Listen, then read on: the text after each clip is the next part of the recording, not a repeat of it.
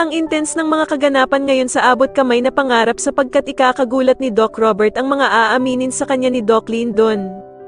Dito nga ay makokonsensya si Doc Lyndon kaya naman ay hindi niya susundin ang sasabihin sa kanya ni Zoe at isusumbong nga niya ito kay Doc Robert. Samantala ay hindi naman inaasahan ni Annalyn na mabubuking niya ang pinaplano ng mag-inang Moira at Zoe dahil nga sa isang attendant ng hotel na aakalain ngang siya si Zoe. Itong si Moira nga ay may isang araw na lang bago ang flight nito palabas ng Japan dahil sa meron na nga siyang bagong identity at plano niya ngang sa bagong pupuntahan niya na doon na siya magsimula ng bagong buhay. Pero dahil nga sa wala na talagang balak na sumama si Zoe sa bruhan niyang ina na si Moira, kaya naman ay makikiusap ito na baka pwede daw itong makipagkita sa kanya at makasama siya for the last time. Samantala ay galit namang kakausapin ni Giselle itong si Doc Carlos dahil nga sa malalaman niyang palihim na nakipag-usap ito kay Dax.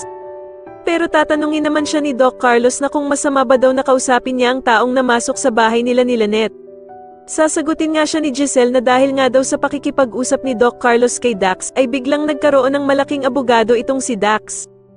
Pero mukhang lumalabas nga na si Doc Carlos din ang nagbigay ng malaking abogado kay Dax dahil nga sa ginawang pang-blackmail nito sa kanya nakasabuat nga din daw si Doc Carlos sa nangyari kay Lolo Pepe.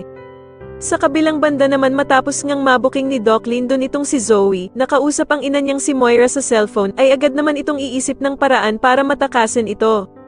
Sasabihan nga ni Zoe si Doc Lyndon na mas maiging silang dalawa na nga lang daw ang nakakaalam para hindi sila mahalata at dito nga ay magpapasama ito sa kanyang hulihin si Moira kung nasan man ito. Sa tingin niyo si Doc Lyndon na nga kaya talaga ang sagot para matauhan na itong si Doc Robert sa panglolo kung ginagawa sa kanya ni Zoe, mas lalo na nga talagang nagiging exciting ang mga susunod na kaganapan kaya naman ay mas lalo pa nating abangan ang mas lalong gumigandang abot kamay na pangarap. Maraming salamat po sa inyong panonood at sana po ay masubscribe niyo ako. Maraming salamat po.